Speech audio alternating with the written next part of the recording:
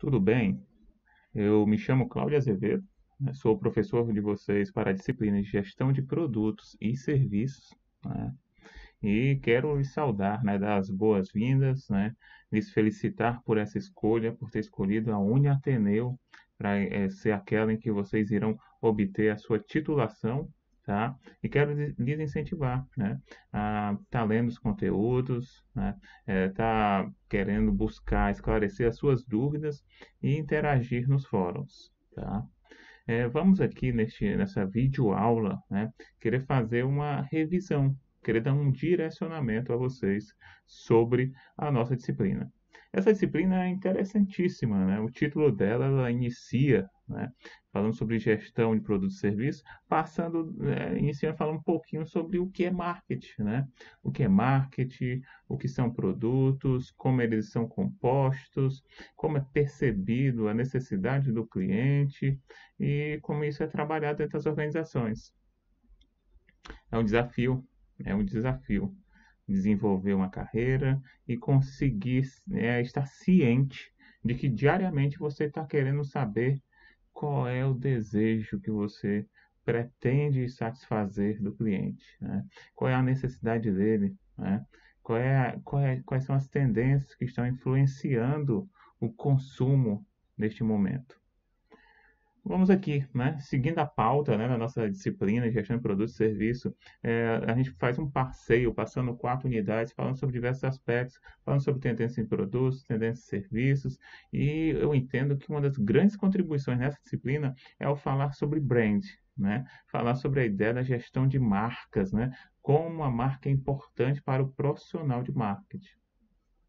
Ok? Então vamos aí, gente. Olha, nessa primeira unidade, a gente começa falando um pouquinho, né, sobre o que é produto, né, como é que é composto esse produto. Que, por exemplo, né, vamos dar alguns direcionamentos a vocês aqui, né? Primeiro, ele parte da ideia de que o desafio contínuo, né, assim, dessa disciplina, tá? Desse conteúdo que a gente está tratando, é que os profissionais de marketing estão sempre se perguntando, né? Vem cá, qual é o produto que o cliente espera? O que ele quer? Né? É, os profissionais estão sempre querendo antecipar isso. Tá? Eles estão sempre querendo antecipar o que o cliente está pedindo, né? O que ele está desejando, né? Para que você possa satisfazê-lo. Tá? Lembra que no passado é, as empresas elas tinham uma perspectiva diferente. Elas eram geralmente empresas pioneiras, né, que muitas vezes criaram uma estrutura, criaram uma determinada indústria, um determinado segmento, tá? E elas sabiam, né, da importância, né, de desenvolver produtos que tivessem excelência, tá? Excelência, e quando falamos de excelência, é dizer que existia sim uma preocupação em que esse produto fosse novo, né? Que ele tivesse durabilidade, que ele, né, estivesse de acordo com o que ele foi projetado para ser, tá? Existia muito essa preocupação. Porém, devido naquele passado, né, saber-se que existiam poucas empresas a oferecer essas soluções, produtos, o que acontecia, era comum, né, acontecer, é que essas empresas geralmente elas tinham uma visão fechada, né? A visão fechada que eu quero dizer a vocês é que muitas vezes a perspectiva delas era olhar para dentro da organização e esquecer de tentar fazer o máximo para capturar aquilo que o cliente necessitava. Para tanto, é interessante a gente citar a figura de Henry Ford, né? A gente sabe que a indústria automobilística, né, foi uma daquelas que trouxe grandes contribuições para a perspectiva de desenvolvimento de produtos, tá? Henry Ford ele chegou, né, assim, é atribuído a ele, né, essa frase de que ele chegou a afirmar que se eu fosse perguntar ao meu cliente o que ele deseja, ele me diria que seria cavalos mais velozes, tá? Mas, né, e aí eu estou complementando, eu fiz, né, eu entreguei para ele o carro, tá? Então, dentro dessa perspectiva, é como se o consumidor, né, ele não tivesse discernimento sobre o que ele precisa. e sim as empresas pioneiras que estavam à dianteira das mudanças que traziam a solução e que por muitas vezes o cliente não estava preparado para consumi-la. Porque não foi, né? Ou porque era algo muito moderno, que estava acima daquele tempo, ou porque não foi informado, não foi educado, não foi instruído sobre a contribuição, né? Que desejo estaria sendo satisfeito, né? Com aquela solução. Hoje sabemos que não é assim, né? Hoje sabemos que existe um slogan, uma palavra-chave, um destaque que todo mundo é, vocaliza, né? Vocaliza o quê? Não, nosso foco é o cliente. O cliente é o nosso foco, a nossa atenção está direcionada para ele. É, está direcionado. Agora, como está direcionado, né? Como você percebe esse cliente, né? Como você se relaciona com esse cliente? Como você faz para pesquisar com ele, levantar com ele? Quais são as preferências dele? Né? O que que você pode fazer na solução que você pretende desenvolver para ele que vai agregar valor para o cliente? Porque isso é um dos grandes problemas também. Durante muito tempo, as empresas com uma visão fechada, olhando só internamente para os seus processos, não ia atrás de saber o que, que realmente agregava valor para o cliente. E muitas vezes até entregar uma solução que tinha diversas características, mas muitas dessas características não agregavam valor, para o cliente não era relevante, o cliente era trivial. Bem, né? Então a gestão de produto e serviço, a gente está aqui falando isso inicialmente para dizer que ela evoluiu. Né? Uma pessoa que está preocupada em criar uma solução para o cliente sabe que não pode olhar mais somente para o que acontece dentro da empresa que ele está, quais são os processos que estão sendo desenvolvidos, quais são as expertises do negócio. Ela tem também que absorver o cliente e usar ferramentas para conseguir captar o que agrega valor para esse cliente. Né? A gente fala hoje, então, foco no cliente. Tá? O que mais, né? Ainda na unidade um, lembre que isso tudo a gente está falando da unidade um. Ainda na unidade um dos aspectos que também é muito tratado é tentar explicar que o profissional está sempre querendo desenvolver uma solução para o cliente, né? Que de forma genérica chamamos de produto. Tá? Para Kotler, né? Quando a gente vai então tentar explicar o que é um produto, ele afirma que hoje cada vez mais esse produto tem serviços associados, né? Então, ele quer dizer que o produto ele pode ter aspectos tangíveis e intangíveis. Ou seja, o produto pode ter um bem, algo tangível, que pode ser estocável, né? Ou seja, armazenado, né? Algo que pode ser mensurado, algo que no passado dizia-se que não tinha interação com o cliente no processo de seu desenvolvimento. O que a gente fala que hoje, com essa perspectiva de foco no cliente, é que o cliente faz parte do processo. De certa forma, o cliente hoje, né, quando a gente fala do imperativo da indústria 4.0, o cliente hoje ele está dizendo, ele tem a necessidade de que a solução, o produto que vai ser entregue para ele seja único para ele. Então, o nível de customização,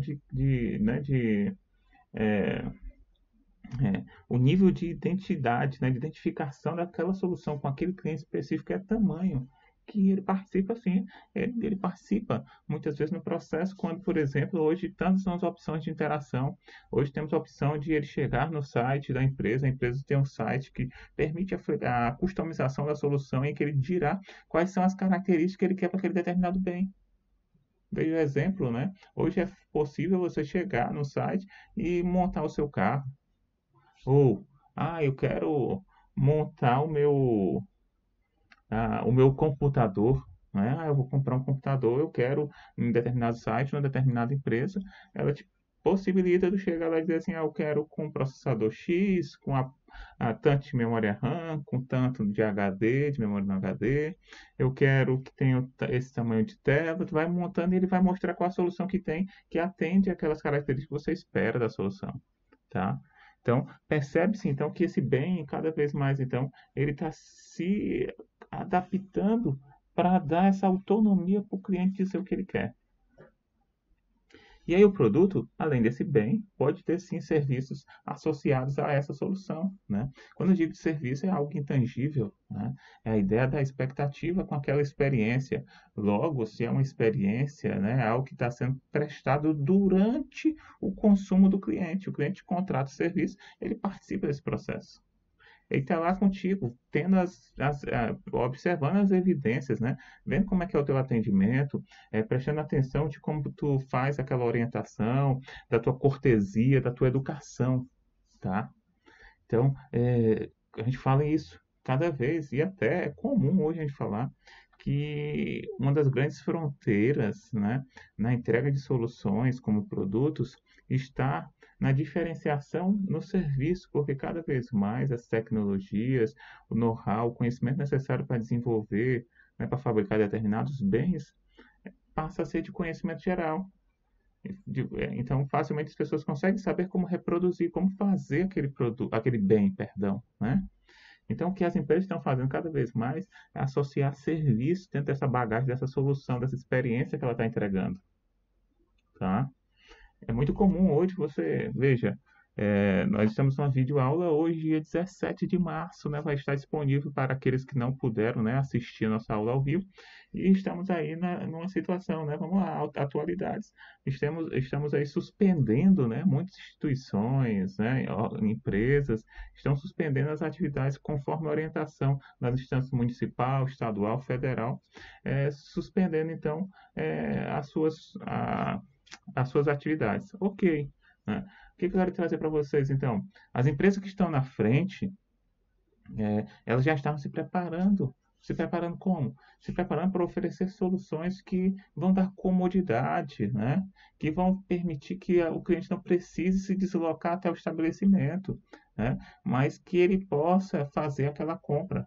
Exemplo, é muito comum quando a gente vai falar, né, sobre supermercado, né? Uma vez eu passei um vídeo mostrando um case de algo que já ocorria no final de 2018, final de 2017, começo de 2018, mostrando uma situação, um grande grupo internacional de varejo, né, especificamente supermercados, o que eles estavam fazendo? Eles já estavam possibilitando você instalar um aplicativo, né, pelo seu celular, por exemplo, em que você montava a sua cesta, né, a sua cesta de produtos que você quer comprar, né? Vamos lá, eu quero comprar, fazer um mercantil semanal. E aí você bota lá cereais, né, proteínas, né? Ah, bom, você monta a sua cesta lá e ele te possibilita, por exemplo, que você vá até lá e só colete, né? Os produtos já estão empacotados, já estão em seus respectivos sacos, só para você coletar e levar sem ter aquele dispêndio, né? De se deslocar dentro daquele estabelecimento, daquele supermercado, entre os corredores, né? Coletando nas gôndolas. Tá? Isso é uma facilidade. Hoje, sabemos que vai muito além disso. Hoje você chega no aplicativo, diz o que você quer e o aplicativo então envia, né, até o seu domicílio aquela compra e você faz a forma de pagamento pelo cartão de crédito, pela forma que você achar conveniente. Perceba, então as empresas estão cada vez agregando serviços e soluções que serão diferenciais para elas. Tá? Diante de uma situação que estamos hoje, de suspensão, de evitar aglomerações, é importantíssimo, então, que esses estabelecimentos eles encontrem essas formas de entrega que tragam essa incomodidade e agregue valor na percepção do consumidor. O consumidor vai se sentir satisfeito. Ok? Então vocês percebem, então, eu estou falando sobre o mercado, mas isso está se aplicando. Né? Hoje a gente fala de uma era da redução dos custos de transação, da facilitação. Né? Hoje a gente tem diversos intermediários aí oferecendo seu serviço. Quer fazer uma refeição, um almoço, um lanche, um jantar? Você chega, instala o aplicativo no celular e pede. Né? Ah, tu quer se deslocar para determinado local? Não precisa que você ligue, tem uma linha para ligar para um determinado operador e ele mandar um veículo até o seu estabelecimento, a sua casa, para levar de ponto A a ponto B. Hoje você tem um aplicativo no celular, você pede, e essa solução chega até você e lhe leva do destino X a Y. Perceba então, né? Então a gente está cada vez inovando, querendo encontrar soluções, serviços. Tá? É como eu estava falando para vocês no início. Falamos de produto, mas percebemos que o bem, o aspecto físico, muitas vezes, é algo que facilmente as outras pessoas podem ter conhecimento de como desenvolver. A não ser que aquele determinado bem tem uma determinada tecnologia que você patenteia. E é aí que os outros, para fazer uso, têm que pagar por isso. Mas quando eu falo do serviço, o serviço, então, é onde eles estão querendo se destacar, se diferenciar cada vez, querendo apresentar para o cliente um serviço que seja mais cômodo, seja mais conveniente, satisfaça melhor o consumidor.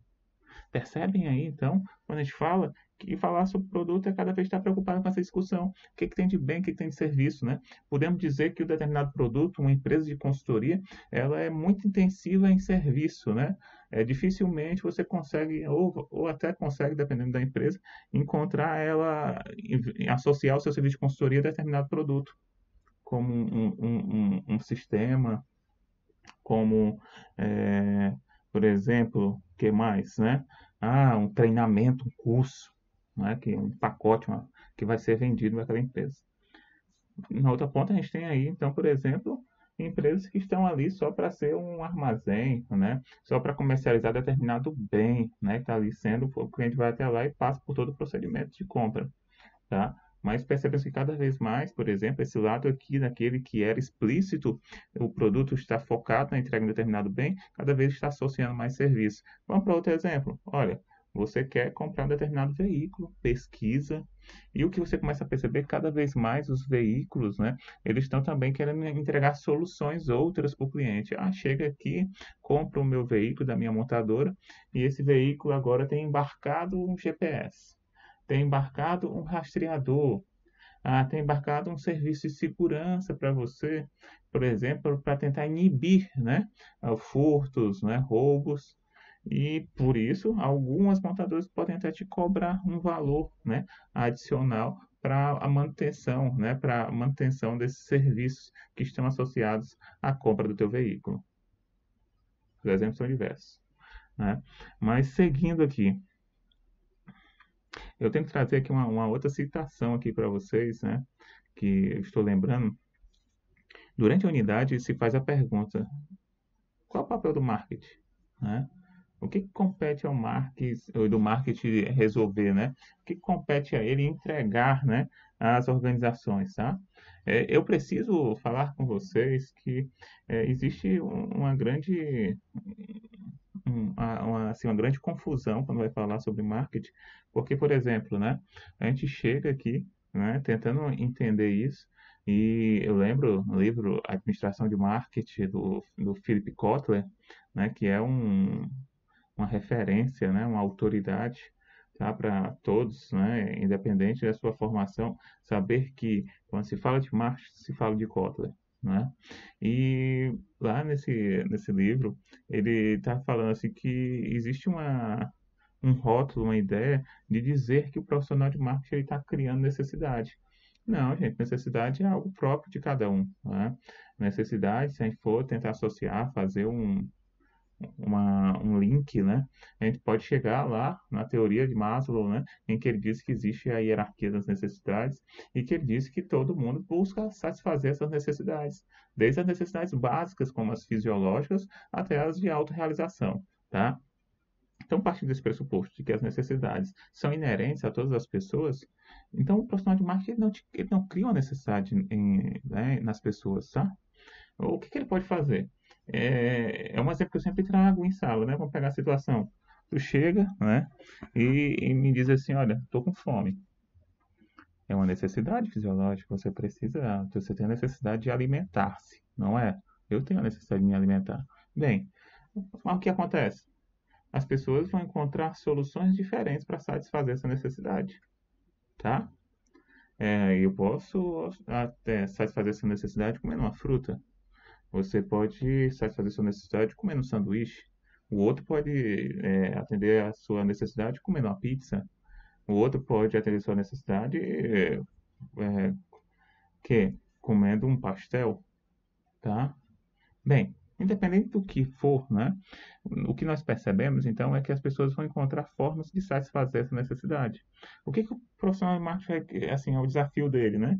O desafio do profissional de marketing é chegar e dizer que a sua necessidade será satisfeita a partir do consumo da solução que ele tem ali a apresentar, tá? É como dizer assim, olha, eu estou com fome, né? E um profissional de marketing que trabalha em um determinado fast food vai chegar e dizer assim, olha, o meu sanduíche é o melhor sanduíche. E ele então vai tentar valorizar todas as características da solução dele. Ele vai chegar dizendo assim, olha, ele tem, é o que tem, é proteico, tem muita proteína, ele tem um tempero sem igual, né? Ele tem um pão, né? Um pão muito gostoso, tá? E aí o que que ele vai fazer? Ele vai gerar em ti a ligação, ele vai conectar a tua necessidade à solução dele. Ele vai ligar a tua necessidade ao desejo que ele quer, né? A solução que ele quer gerar o desejo. Ele vai chegar e gerar o desejo, você vai dizer assim, estou com fome, né? Eu vou satisfazer essa minha necessidade, por exemplo, comendo um açaí. Vai dizer assim, que açaí gostoso, estou desejando açaí. Então, o que o profissional vai fazer é dizer que a tua fome, né, ela será satisfeita pelo consumo, né, pelo consumo de determinada solução, né, por aquele desejo que o profissional vai então ligar para ti, vai dizer assim, ó, pronto, sua fome satisfaço com açaí. Venha, compre o meu açaí, é o melhor, tá? Assim como outros vão querer direcionar as soluções que eles têm, tá? Bem, era isso, né? Eu quero que vocês entendam inicialmente qual é um dos desafios, né? O profissional de marketing, eu tentei só dizer que ele não cria nada na pessoa. No caso, ele apresenta soluções para satisfazer as necessidades que todos nós temos, tá? E não é só isso, ele desenvolve, ele tem diversas atividades, como melhor vocês conseguem, né, perceber durante a unidade um, tá? Mas vamos avançar, né? Estamos aí, então, desenvolvendo, né, nossa disciplina. Na primeira unidade, né, uma das nossas atenções, tá, é chegar e entender, gente, né, como é que esse processo ele funciona dentro das organizações, de falar sobre produtos e serviços, né? Eu até fiz uma nota que hoje um dos grandes desafios, no início do vídeo eu falei para vocês, né? A gente sabe hoje que não adianta estar olhando para dentro da organização, tem que olhar fora, tem que tentar dar sua atenção preferencial ao cliente, foca no cliente, olha o que ele precisa, né? Busca satisfazê-lo, tá? Mas, né, o que você também tem que perceber, né, é que compreender o que é o cliente é também entender que, por exemplo, a empresa cresce, não é? A empresa avança, tá? E a empresa deve estar atenta ao período em que ela está inserida, tá? Exemplo, uma empresa está há 20, 30 anos no mercado, né? E teve muito sucesso, tá? Mas a empresa ela tem que saber que o mundo é dinâmico, o mundo ele se transforma, o mundo ele muda, tá? Então ela tem que estar muito atenta à cultura daquele tempo, né? Àquela geração. A gente costuma muito falar de gerações, né? Geração X, geração Y, Z, né? E começa a falar dessas gerações, por quê? Porque o profissional de marketing que está sempre pensando em soluções, ele deve estar atento ao que aquela geração está demandando. É como eu falei para vocês, uma empresa há 20, 30 anos no mercado, ela pode ter sido muito feliz, né, em desenvolver soluções para a geração anterior. Mas para se manter no mercado, ela tem que saber agora o que essa nova geração está demandando. Né? Ela precisa então se ajustar, se adequar. Né? Exemplo, eu sugiro a vocês depois pegarem um momento, né, e tentarem identificar, né, quais são as causas de sucesso de tantas outras empresas que foram pioneiras em seus mercados. Eu estava assistindo um documentário e nesse documentário eu vi uma situação mostrando as causas do sucesso de Henry Ford, né, com a sua montadora Ford. Tá? E fala-se inicialmente que ele foi muito feliz, né, ali na década, né, nos anos 10, ali, né, no século 20, ali, anos 10, anos 20, tá? Ele foi muito feliz quando ele desenvolveu aquela solução, o tal do Ford T, né?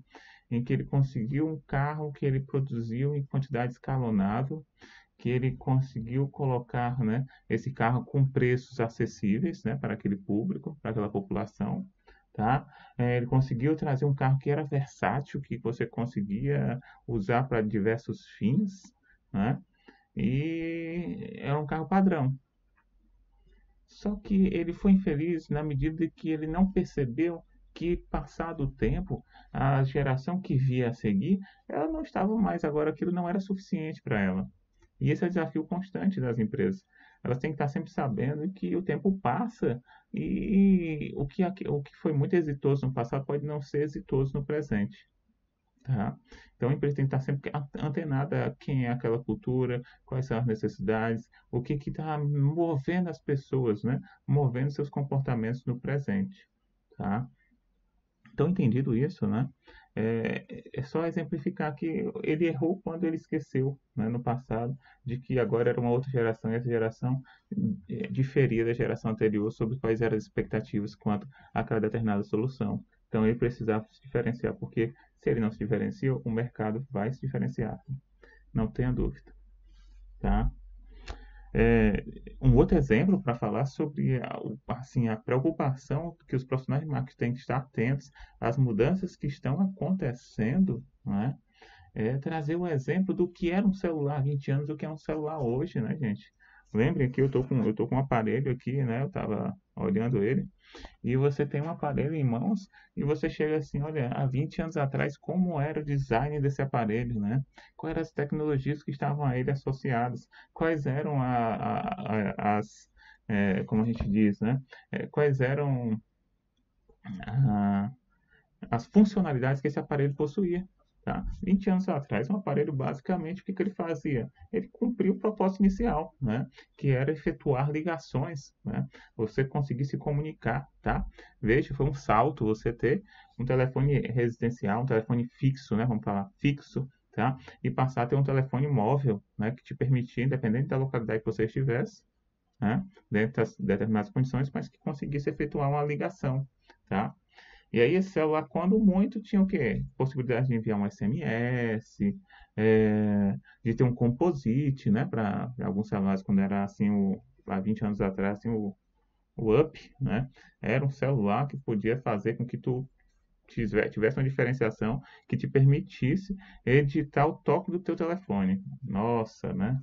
Bem, passado o tempo, a gente sabe hoje, a gente costuma falar brincando até. Tu compra um celular hoje e tu começa a descrever as funcionalidades dele. E aí no final diz assim, olha, ele tem um sistema embarcado, ele te dá a possibilidade de instalar diversos aplicativos, ele te dá acesso às mídias sociais, ele tem um pacote Office para tu editar determinados textos, ele permite que eu faça transações, né? E aí, reticência, tá? Você pode usar ele para ligar. Nossa, você pode usar o celular para ligar, né? Ou seja, hoje a expectativa que você tem a fazer a compra no celular é tão grande, né? As funcionalidades de espera são tão grandes que aquilo que era o suficiente no passado hoje é algo complementar, né? Ele liga também. Né? A gente está em um outro momento, as pessoas hoje já não estão tão familiarizadas a chegar e discar o número de uma pessoa e ligar, porque muitas vezes ela tem um Wi-Fi, né? Não precisa nem ter rede 3G, 4G, né? Boa parte desse celular só funciona quando está conectado numa rede Wi-Fi, em que você consegue fazer uma ligação ou se comunicar com outra pessoa por outro recurso, como uma mídia social, mandar uma mensagem, uma determinada mídia, comunicando sobre determinado aspecto, fazendo uma ligação via Wi-Fi, né? Uma ligação pelo contato que você tem cadastrado naquela mídia social. Né? Então perceba, né? Mudou, tá? Imagine a cabeça daquela pessoa de 20 anos atrás no celular e ela despertasse em um outro momento, agora, 20 anos, passado 20 anos, tendo que ter contato com um aparelho que é totalmente diferente daquele, né? Um aparelho agora que é touch, que você está fazendo tudo aqui com o seu, né, com manuseando, né, com a sua mão, sem a necessidade de estar discando, ter umas teclas, né, para você estar discando os números, tá? Bem, né? É isso. A gente assim quis resumir o que foi que aconteceu, né? Por exemplo, os desafios, né? Para falar de gestão de produtos, e serviços. E eu quero agora destinar esse próximo momento para falar sobre um aspecto importantíssimo, né? Falando sobre produtos e serviços, né? Quer dizer, sobre produto dentro da perspectiva de bens e serviços. E agora a gente quer falar sobre outro aspecto é um dos aspectos que eu mais gosto nessa disciplina, que é a ideia do branding, né? A ideia de chegar e a gente poder conversar sobre marca. Quais são os desafios das marcas, né? O que que as marcas elas têm que fazer? Qual é o desafio do profissional de marketing ao falar sobre marca, tá? E aí, para falar disso daí, O que eu tenho que falar inicialmente? Eu tenho que falar inicialmente que o foco no passado, quando falava de bens e serviços, né, era já estar atento que as coisas estão mudando rapidamente, né? Era estar atento que as tecnologias estão sendo lançadas cada vez a uma velocidade maior, né? É perceber que muitas vezes é o cara que desenvolve o produto, desenvolve aquela solução, ele sabe que se antes ele passava um ano trabalhando aquela solução no mercado, hoje ele tem um intervalo menor. Aquela solução vai passar 6 meses no mercado, 3 meses no mercado. Ele está cada vez mais rápido, ele está sendo cada vez mais pressionado para lançar novas soluções no mercado. Essa é uma preocupação. Mas nós temos, né, um ativo, né, intangível, tá, das organizações. Né? Exemplo, tem sempre uma figura que eu percebo que faz um comparativo. Né? Essa figura ela faz assim, ó, ela coloca uma imagem, por exemplo, de uma, vamos dizer, de uma garrafa, né, fundo preto. Tá ali aquela garrafa, né, não é de PET, é de vidro mesmo, um casco, né, quando a gente fala em popular, o casco. Coloca lá a garrafinha, com aquele design característico, né? Onduladinho, né? Arredondado, boleado. Tá. E coloca assim, olha, quando eu coloco essa imagem aqui, tá? Sem associar a um determinado nome de fantasia, né? Uma determinada logomarca, tá? A empresa vale X, né? E aí essa imagem coloca. Agora, quando eu associo essa imagem à marca que ela pertence, o valor dobra, triplica o valor daquela organização. Né? Isso tudo para começar com vocês, para dizer da importância da marca. Tá? Muitas empresas que foram pioneiras se mantêm no mercado em função de esse pioneirismo estar associado à sua marca. Existe até, né, uma palavra que diz assim, às vezes uma determinada solução que foi criada no passado, ela ganhou tanta notoriedade, ela ganhou tanta relevância, ela ganhou tanto crédito, tá? Que o nome do produto se confunde com a marca da empresa pioneira, tá? Isso, né, é chamado de metonímia, né? Exemplo, as pessoas não falam de hastes de algodão, né? As pessoas quando vão em um supermercado, vão em uma farmácia, tá? Elas não vão comprar hastes de algodão, tá? A pessoa vai e compra cotonete, tá? Cotonete é a marca, não é o nome daquele produto, né? Daquela solução, tá? A pessoa não vai. Tem algumas coisas que são mais pontuais, né? A pessoa não compra chocolatado, né? A pessoa compra Nescau, quando tem várias soluções, né? Vários achocolatados aí no mercado sendo comercializados. A pessoa não vai comprar, como é que a gente chama? Nossa, como é que a pessoa chama assim? Existem outros aqui que são clássicos, né? De metonímia, né? Quando a gente vai falar. É, palha de aço, lembrei. A pessoa não vai comprar palha de aço, a pessoa vai comprar Bombril, né? A pessoa não vai comprar amido de milho, a pessoa vai comprar maisena, né? A pessoa não vai comprar goma de mascar, a pessoa vai comprar chiclete. Lembre que eu estou sempre trazendo o nome do produto e como geralmente a gente faz referência a ele pelas marcas, tá? A pessoa não pede uma caneta, alguns falam facilmente Bic, me dá uma Bic, né? Eu estou pedindo a caneta para escrever algo, né? Tá? Existem diversos outros, né? Existem diversos outros, mas o que eu quero começar com vocês é falar sobre a importância, o peso da marca, né? Por que que essa marca ela é tão importante, ela deve ser analisada, tá? E existem diversas definições, tá? Para falar de marca, a gente pode relacionar a Kotler, a gente pode relacionar a Eicher, a gente pode relacionar a Levitt, né? E todos eles estão querendo explicar o quê? Explicar que a marca é um fator de diferenciação, tá? Como é que surge o conceito de marca? Né? Em alguns trabalhos, alguns livros, né, eles afirmam que isso começa por exemplo, da preocupação com o artesão, né? Vamos dizer, o artista, né? De cunhar, né? Ou de colocar ali o destaque, né? Ou informar a origem daquela determinada solução, tá? Exemplo, a pessoa desenhava um quadro, né? Fazia uma pintura, tá? Naquele quadro. E o que que ela tinha que fazer? Às vezes ela fazia muitas pinturas, muitas obras, né? E ela tinha que deixar algo que deixasse o registro da origem, né? De quem foi o autor daquela obra. E aí ele assinava o seu nome ali, por exemplo. O escultor, né? Muitas vezes, quando fazia aquela escultura, colocava também ali a sua rúbrica, a sua marca ali também, para especificar a origem. Ó, quem fez foi o fulano de tal.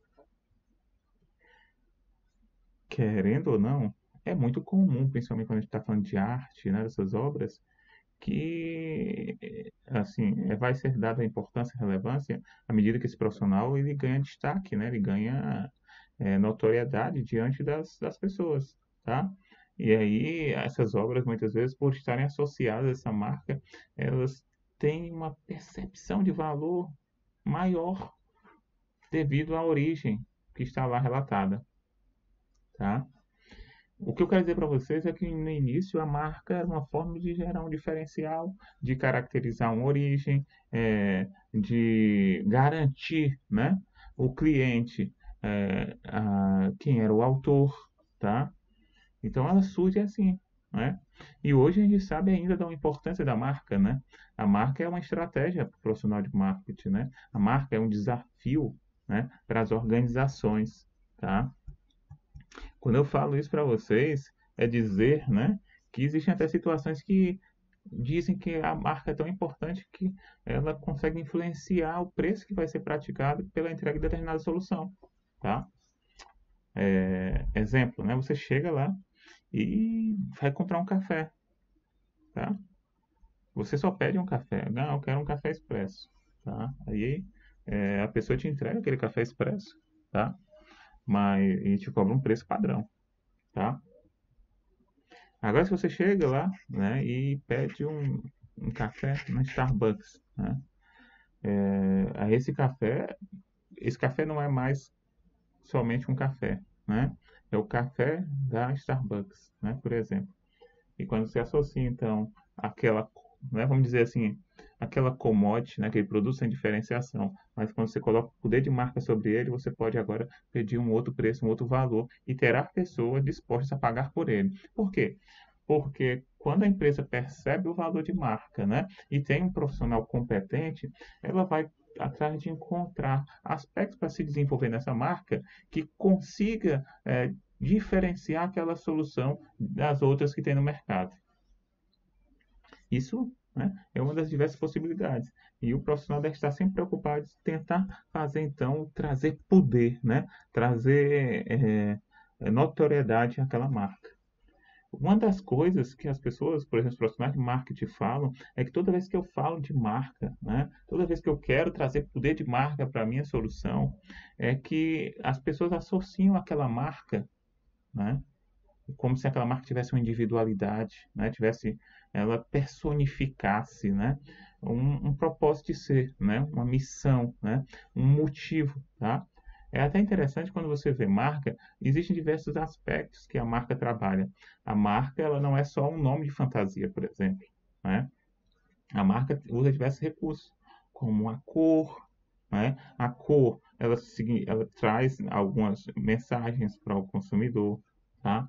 O design, né? A forma da linha, da letra, certo? Que outros recursos são utilizados? A marca, ela pode ser uma, né, só gráfica, tá? Mas ela pode ter mascotes, ela pode ter outros atributos, ela pode ter outras coisas que estarão sendo comunicadas e associadas a ela, como por exemplo um slogan, tá? Então, as possibilidades ao se desenvolver uma marca são diversas, tá? E existe até uma preocupação exacerbada, então, sobre qual é a relevância e a importância da marca quanto à construção de um negócio, de uma empresa, tá? E existe, então, até um desafio contínuo dessas empresas é dizer assim, olha, qual o preço da minha marca? Né? Porque, como eu falei no início, quando eu comecei a falar sobre marca com vocês, eu peguei o exemplo de uma determinada empresa de refrigerantes, né, que hoje está cada vez mais adquirindo sucos, né, porque percebe da mudança de consumo, do perfil dos consumidores, mas a gente coloca a imagem mostrando o design da embalagem, né? Mostrando, né, aquele recipiente, né? Mostrando as suas formas, mostrando a cor característica dela e depois associando a marca a esse quadro, né? A essa figura. E mostrando o quanto o valor de mercado daquela empresa é influenciado quando eu coloco o poder da marca associada a ele. Tá? Então, o desafio constante das empresas é estar se avaliando, né? Os profissionais estão sempre querendo avaliar qual o poder que a sua marca está conseguindo comunicar ao cliente, como é que faz com que o cliente prefira comprar por ela, porque ela tem um poder de marca maior do que o do cliente, né? Do que dizer, do concorrente, tá? Eu deixo até uma dica para vocês, depois vocês consultarem, né, o Interbrand, né? Interbrand, né, é uma empresa, né, internacional de consultoria de marca, né? Ela publica anualmente, tá? Quais são as marcas mais valiosas, tá? Não só a nível global, mas também em determinados mercados emergentes, como o mercado brasileiro, coloca lá quais são vamos dizer assim, as 25 principais marcas brasileiras, coloca lá, você consegue olhar isso ano a ano, tá? Foi publicado, por exemplo, em 2019, né? Por exemplo, para 2020, né? Estamos em 2020, já temos então quem foram as 25 principais em 2019, acumulado, tá? E você consegue ver isso ano a ano, conseguir uma série histórica para saber como foi o comportamento, que marcas caíram, que marcas ganharam, né? Percepção de valor, tá? Mas o que que eu preciso aqui falar mais com vocês, né? É dizer que falar sobre marca é falar sobre estratégia, né? As empresas estão sempre querendo definir novas estratégias, novos recursos, como fazer com que a marca ela agregue, né, ao cliente.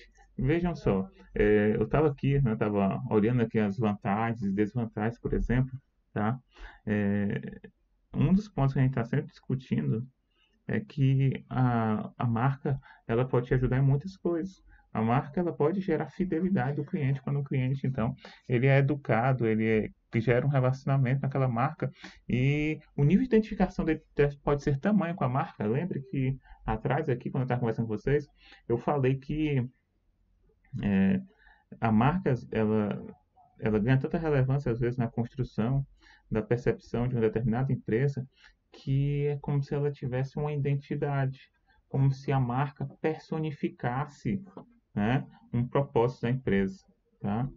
E quando essa personificação é percebida pelos consumidores, os consumidores podem desenvolver uma identificação com aquela marca porque eles personificam em como aquela marca comunica seus valores e como ela veicula as suas propagandas, as suas informações, que isso pode fazer com que o cliente se torne fidelizado. Eu vou chegar a um extremo com vocês que a marca pode ser tão importante para o negócio que pode tornar o seu consumidor um defensor da marca, um embaixador da marca. É tanto que é comum, determinadas marcas são tão relevantes, que é comum você ver na internet, em alguns canais, a possibilidade de existir grupos de consumidores daquela marca, em que lá eles estão lá conversando, falando da sua experiência com aquela marca, tá? E isso é perfeito. Isso é assim, para a mente do profissional que ajudou a construir aquela marca, perceber que existem consumidores que se tornaram defensores, que criaram clubes, né, de usuários, ele percebe que ele foi exitoso na sua estratégia, porque ele criou um público dele, um público que a probabilidade é de recompras, reconsumo, de retornar à empresa para renovar o seu plantel, né, de soluções que ele compra daquela empresa, tá? É interessantíssimo isso. Eu até, uma vez estava realizando um estudo, né, dizendo assim que não tem, né, eu trouxe, né, a ideia da marca, tá, voltada pro esporte, tá? E a gente vê uma coisa que está assim, em muita ascensão, né, assim no Ceará, a ideia são das marcas próprias, né? Quando a gente fala de entidades esportivas, de clubes de futebol, por exemplo, tá? E aí eles estão no fenômeno da marca própria, tá? O que é esse fenômeno, né? Para a gente conseguir citar a importância da marca, tá? O que é? Era muito comum no passado os clubes de futebol eles chegarem, né, e terem um patrocinador master, assim, um patrocinador de material esportivo e que esse patrocinador ele dizia assim, olha, eu vou, né, eu vou patrocinar esse clube, né, por esse período, tá? Durante esse período, geralmente era uma fabricante de material esportivo, tá? Eu vou te é, eu vou te garantir todo o material esportivo que você precisar, dependendo da relevância, né, da fábrica de material esportivo, ela diria que iria te garantir os uniformes, os calçados, meião, caneleira, o que for necessário, tá? De material esportivo para o clube participar das competições, para o clube fazer seus treinos, dentre outros. E aí, como é que essa patrocinadora, né, que te supria com material esportivo, ela funcionava?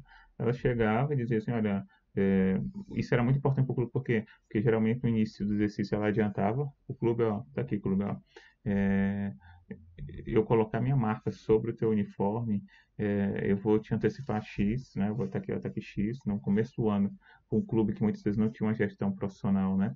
Era importantíssimo receber esse recurso, tá?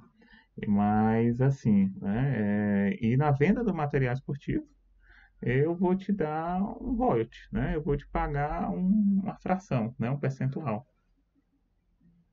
Mas os clubes começaram a perceber que isso era muito pequeno esse valor, né? E os clubes em um mercado competitivo estavam cada vez sendo pressionados para conseguir fontes de receitas outras do que apenas o patrocinador. E aí os clubes perceberam que se eles criassem a sua marca própria, né, de material esportivo, tá? Eles poderiam conseguir uma receita maior.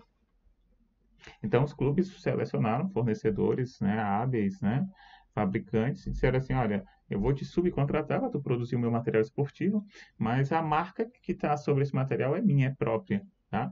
E aí em artigos recentes, você pode pesquisar isso em jornais locais aqui no nosso estado, tá? No Ceará, por exemplo. E nesses jornais locais eles mostram a importância, por exemplo, se antes, quando você tinha um grande fabricante de material esportivo te concedendo esse material e te dando um royalty sobre a venda dele, se dizia que girava em torno de unidades, né?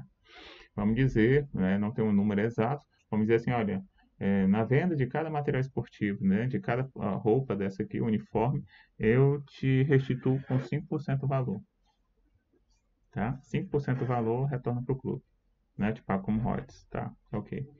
À medida que a empresa percebeu, né, os clubes perceberam a importância da marca própria, eles perceberam que essa margem poderia ser muito maior. Eles perceberam que no lugar de ficar com 5%, eles podiam ficar com 20, 25, 30% sobre o valor daquela venda. E isso abrilhantou os clubes, porque você fortalece a imagem do clube, você cria uma marca uma outra marca que vai estar associada ao clube, né? Você vê diversas, né, iniciativas, tá? A gente está falando especificamente do Ceará, né, dos clubes cearenses, mas existe isso espalhado pelo Brasil, no Nordeste, mais notoriamente, a gente consegue ver exemplos no Ceará, no estado da Bahia, entre outros, tá? Mas o que eu preciso aqui, né, ressaltar com vocês é que o poder da marca é importante, o poder da marca ela é relevante. E por que que eu estava trazendo um exemplo específico do futebol? Porque no futebol existe muitas vezes já um vínculo do torcedor com aquele clube que vai além do consumo. Muitas vezes aquele cara que é torcedor daquele clube, ele é capaz de fazer sacrifícios de comprar os artigos daquele clube, esperando que esteja ajudando, que esteja fazendo algo maior pelo clube, tá? E esse cara geralmente que faz, que compra, que consome do clube, ele se torna facilmente um defensor da marca. Facilmente ele chega e diz assim, olha, eu vou retornar, eu vou ajudar, eu vou apoiar, eu vou comprar, eu vou continuar comprando, né? Porque ele é muitas vezes um consumidor que está fidelizado. E isso é um mundo perfeito para a maioria das marcas. A maioria das empresas gostariam muito de terem clientes assim, que são capazes de vestir, né, ou de comprar suas soluções e ainda defender diante dos outros, tá? Imagine você se toda marca tivesse torcedor, né? Imagine se toda marca tivesse um torcedor que dificilmente, não, uma pessoa que torce para um determinado clube vai mudar para torcer para outro, tá? Mas imagine aí o poder, então, que essa empresa teria quando ela começasse a identificar que o cliente está tão fidelizado a ela que passa a ser um defensor dessa marca diante dos outros, tá? E isso tudo, exemplificando para o futebol, a ideia de investir em marcas próprias, porque uma das coisas que as pessoas associam quando se fala sobre marca é dizer que a marca pode ser um fator gerador de fidelidade, tá? É, a marca também pode ser uma estratégia para a empresa se proteger dos concorrentes, né? Porque à medida que ela ganha destaque, pode fazer com que determinados consumidores optem por comprar produtos daquela marca em detrimento das demais. Por quê? Porque aquela marca elas percebem como mais relevante. Você nunca foi no supermercado, em algum estabelecimento, e viu um comportamento de uma determinada pessoa que disse assim: Olha, eu só compro arroz da marca X. E aí você se pergunta muitas vezes, mas vem cá, isso não é um produto padrão? Que tem, assim, eu digo padrão porque dificilmente ele vai ter alguma diferenciação. Por que você compra da marca X? Não, porque a marca X é boa. Aí você pergunta, boa, mas existe uma marca nova aí no mercado que eu já consumi, que já comprei e a qualidade é tão boa quanto. Não, mas a marca é pioneira, ela está há mais tempo aqui. Percebam, se você estivesse vendendo arroz, né, sem nenhuma marca associada a ele, por mais que você estivesse há mais tempo vendendo arroz, facilmente poderia vir uma outra pessoa, montar sua banca e vender arroz porque era um produto sem diferenciação. Veja, a marca pode ser gerada também como uma forma de se defender ou de se garantir de que existirá outros atributos que irão influenciar a decisão do consumidor.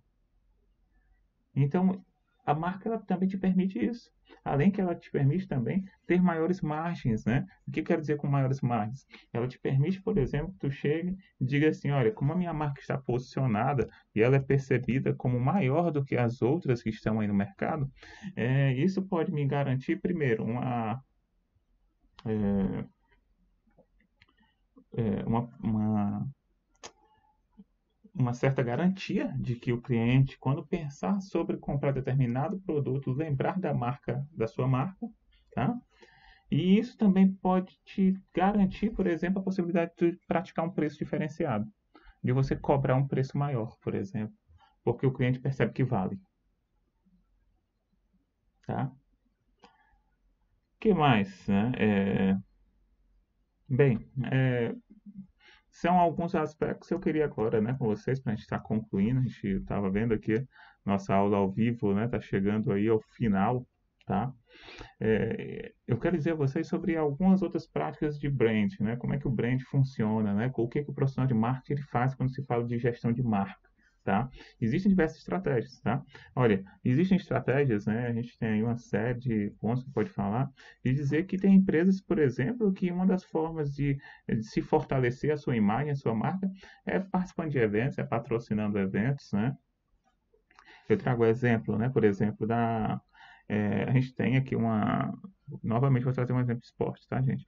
A gente tem, exemplo, por exemplo, a Libertadores, né? Anualmente ela ocorre, né? É uma competição, né, que a gente tem aqui a nível de América Latina, tá?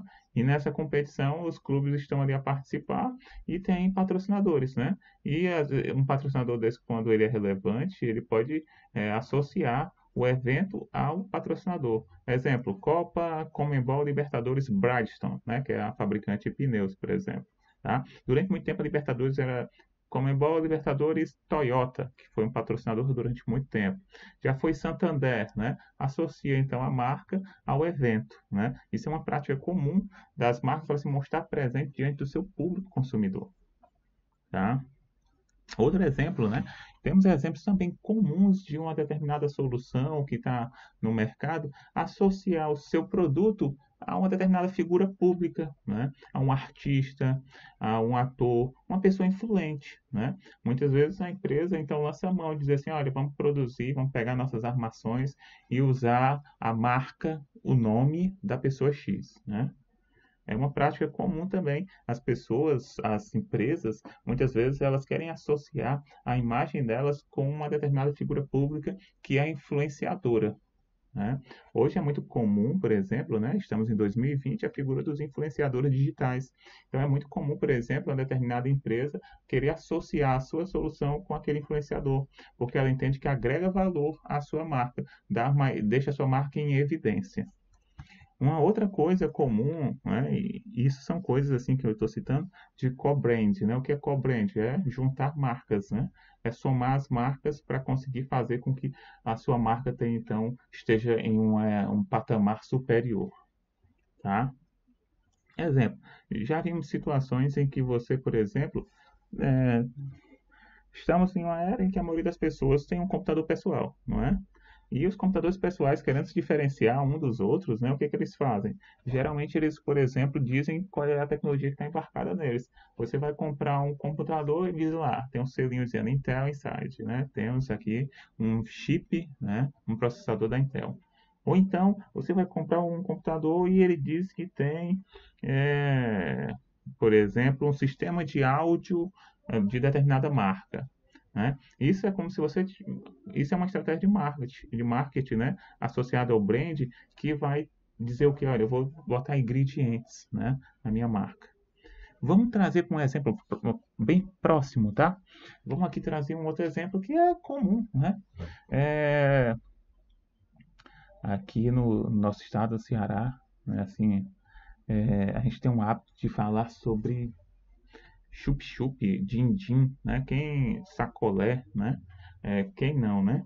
É, há um ano, 2 anos atrás, era muito forte a ideia do din-din gourmet, né? Qual é a ideia do din-din gourmet? É uma estratégia de brand de ingrediente, né? O que é? É você querer vender algo em função de ter um produto seleto, um ingrediente seleto que faz parte daquela composição daquele serviço, né? Exemplo, você quer comprar um din-din de ovo maltine. Então, você cobra um valor diferenciado por aquele determinado din-din, porque ele tem um determinado ingrediente, né? Ah, din-din de negresco. Você começa a perceber, ó, o poder da marca, tá? O poder da marca. Começa a chegar e dizer assim, ó, o ingrediente aqui é um ingrediente diferenciado, então isso faz com que ele seja gourmet e isso faz com que eu possa pedir um valor maior pela venda, comercialização daquele serviço, tá? Os exemplos são diversos, gente. Os exemplos são diversos aí, tá? E as empresas têm estratégias diversas para explorar. Para a gente concluir, né? A gente está a 2, 3 minutos aqui do final da nossa videoaula. Uma pena, né? Tinha muitas coisas aí que a gente poderia falar, tá?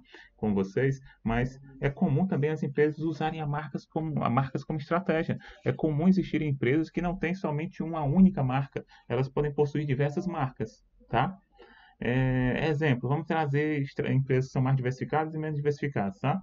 Vamos trazer um exemplo. Ó. A gente tem uma ideia de arquitetura de marca de determinadas empresas que fazem com que toda a sua solução ela esteja sobre uma marca maior. Por exemplo, olha, todas as minhas soluções estão aqui associadas à marca Sony. Então, serão pontuais, né, as situações em que os produtos que eu estiver vendendo, vamos lá, eu vendo uma TV, eu vendo um som, eu vendo um DVD não, né? Estou desatualizado. Blu-ray, né? Que está lá o nome Sony, tá? Em alguns eventos pontuais eu vou ter uma outra marca. Exemplo, para a linha de jogos, né? Que a Sony tem, ela tem o PlayStation, né? PlayStation é uma outra marca, né? Uma submarca do grupo Sony, tá? Mas você percebe uma grande presença da marca Sony. Assim também eu posso dizer com a Philips até mais, né? A Philips realmente, quase tudo que ela faz, está lá o nome Philips.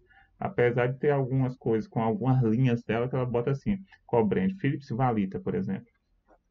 Vamos trazer um outro exemplo, né? Vamos chegar aqui em um exemplo aqui local, próximo da gente, né? Vamos trazer um grande grupo, né? M. Dias Branco. M. Dias Branco, por exemplo, ela tem uma estratégia muito forte. Ela tem uma marca principal, né? Que é o grupo M. Dias Branco, mas ela tem diversas submarcas que estão ali associadas, tá? Como é que funciona esse negócio de submarca, tá? A submarca ela pode surgir como uma oportunidade de mercado. Exemplo, é muito mais fácil eu querer entrar no mercado X, né, em outro mercado, em que a minha marca não esteja presente ainda, comprando uma marca que lá está. Quando eu faço isso, né, eu consigo, então, ganhar aceitação naquele mercado, entrar e passar a atuar naquele mercado e utilizar as vantagens de já ter uma marca que está estabelecida ali, tá? Existem outras estratégias, existem empresas também que, para estar no mercado e competir e não querer, né, fazer com que sua marca principal entre numa competição predatória por preço, ela lança mão de uma marca de flanco. O que é uma marca de flanco? É uma segunda marca, gente. Você tem uma marca principal, você cobra o preço X, você entra com a submarca aqui para competir com essas empresas predatórias que querem só brigar em preço. Assim você consegue manter aquela margem aqui e consegue responder à competição com essas outras marcas, tá? Gente, no mais era isso, né? Assim, marketing, né? É algo muito gostoso de conversar, né? Algo que inspira, né? É algo que faz a gente despertar e perceber como a nossa sociedade funciona, né? E quais são os desafios que são apresentados diariamente para a gente, tá? Desejo que vocês, né? Assim, espero que vocês tenham gostado, certo?